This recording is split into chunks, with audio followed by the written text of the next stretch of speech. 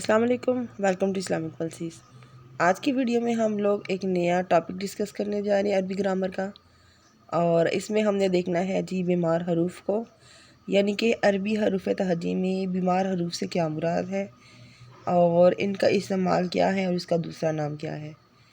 तो अरबी हरूफ तहजी में बीमार हरूफ से मुराद वो हरूफ हैं जो तलफ़्फ़ुज़ और अराब के लिहाज से कमज़ोर या मुतासर महसूस होते हैं और इनका इस्तेमाल दीगर हरूफ के मुकाबले में मुख्तलिफ़ क़वाइद का तकाज़ा करता है।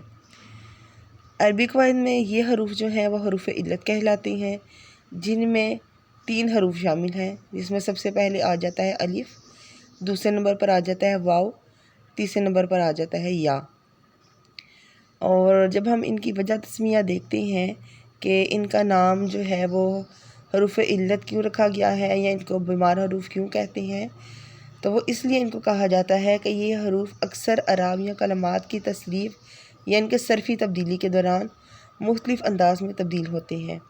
इनका तलफ़्फ़ुज़ बाज़ औक़ात गिर जाता है या बदल दिया जाता है, जैसा कि मिसाल नाक़िस और अजवफ़ अफ़आल में इनकी वजह से क़वाइद और सर्फ़ और नहव में ख़ास असूल बनाए गए हैं, मसलन हज़फ़, अब्दाल और क़ल्ब वग़ैरह। अब अगर इसकी हम मिसाल देखें, सबसे पहले आ जाता है काला। काला में वाव हर्फ़ इल्लत है जो तसरीफ़ के दौरान कुल्तु में तब्दील हो जाता है। रमी में या हर्फ़ इल्लत है जो बाज़ सूरतों में रमईता हो जाता है। अच्छा जी, ये हरूफ अरबी ज़बान के क़वाइद में अहमियत ख़ास रखते हैं और इनकी पहचान से ज़बान की गहराई को समझना मुमकिन होता है। तो ये हमारा आज का लेक्चर था जिसमें हमने बीमार हरूफ की पहचान की है। इंशाअल्लाह नेक्स्ट लेक्चर में अरबी ग्रामर मज़ीद लेकर आएंगे टॉपिक। अल्लाह हाफ़िज़।